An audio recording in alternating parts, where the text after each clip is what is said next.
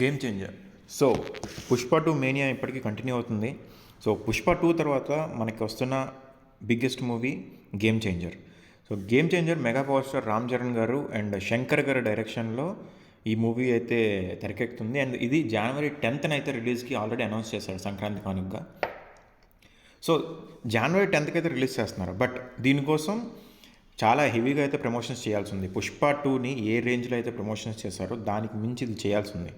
ఎందుకంటే పుష్పతో ఆల్రెడీ ఒక బేస్ అయితే ఉంది, దాని మీద పుష్ప టూ హైప్ అయితే తీసుకొచ్చారు.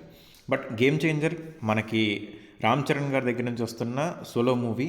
అండ్ దీనికి ముందు మనకి RRR నుంచి మనకి పాన్ ఇండియా లెవెల్లో మూవీ వచ్చింది. అండ్ దాని తర్వాత గేమ్ చేంజర్ మనకి నెక్స్ట్ పాన్ ఇండియా లెవెల్లో తెరకెక్కుతున్న మూవీ.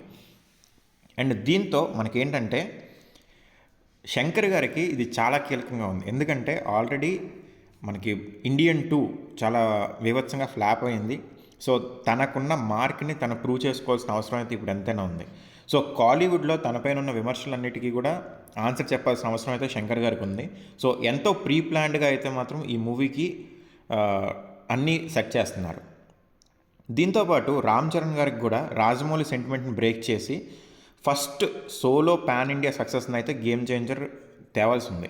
సో దీనివల్ల ఎవరికి ఉండాల్సిన టెన్షన్స్ వాళ్ళకు ఉన్నాయి.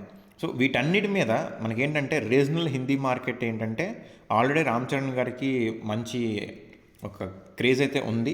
సో దానివల్ల హిందీ మార్కెట్ వరకు, అంటే మరీ హెవీ రేంజ్ కలెక్షన్స్ కాకపోయినా హిందీ మార్కెట్ వరకు అయితే రామ్ చరణ్ గారికి ఒక మంచి బేస్ అయితే ఉంది. బట్ కాలీవుడ్లో మాత్రం తెలుగు సినిమాలకు ఇంతవరకు ఏ సినిమాకు కూడా అంత హెవీగా కలెక్షన్స్ అయితే రాలేదు.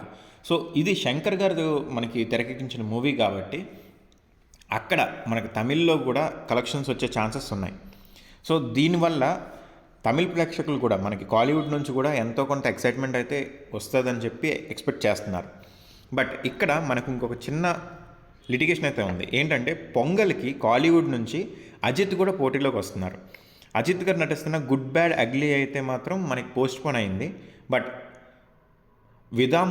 విదాముయార్చి అని చెప్పి ఒక మూవీని టీజర్ని అయితే వదిలేరు సడన్గా. All of a sudden teaser వచ్చింది. సో అది రిలీజ్ చేయాలని చెప్పి అయితే మనకి పొంగల్కి అనుకుంటున్నారు. సో పొంగల్ కానుక కానీ ఇది వస్తున్నట్లయితే ఇది చాలా పెద్ద మూవీ తమిళ్లో. సో గేమ్ చేంజర్కి అక్కడ ఖచ్చితంగా ఇంపాక్ట్ అయితే పడుతుంది.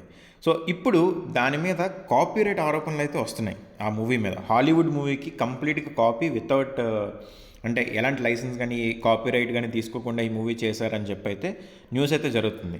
సో దానివల్ల ఈ మూవీకి ఇంతవరకు కూడా మనకి ప్రమోషన్స్ అయితే స్టార్ట్ చేయలేదు. సో ఇది రిలీజ్ అవుతుందా లేకపోతే పోస్ట్ పోన్ అవుతుందా అనేది కూడా ఇంకా డిసైడ్ అవ్వలేదు. సో ఇదైతే పోస్ట్ పోన్ అవుతుందని చెప్పి న్యూస్లు అయితే సర్క్యులేట్ అవుతున్నాయి. అది కానీ నిజమైతే గేమ్ చేంజర్కి అక్కడ మనకి సోలో మూవీ కింద పడే ఛాన్స్ ఉంది. ఎందుకంటే హెవీ పెద్ద మూవీస్ అయితే ఏం లేవు కాలీవుడ్లో. సో కాలీవుడ్లో మార్కెట్లో మనకి గేమ్ చేంజర్ మంచి ఇంపాక్ట్ చూపించే ఛాన్స్ అయితే ఉంటుంది అజిత్ మూవీ కానీ రాకపోతే. సో దీని గురించి మీరేమనుకుంటున్నారు? Game changer next big movie game చేంజరే ఉంది. సో దీని నుంచి నెక్స్ట్ సాంగ్ కూడా మనకి రిలీజ్ పెండింగ్ ఉంది.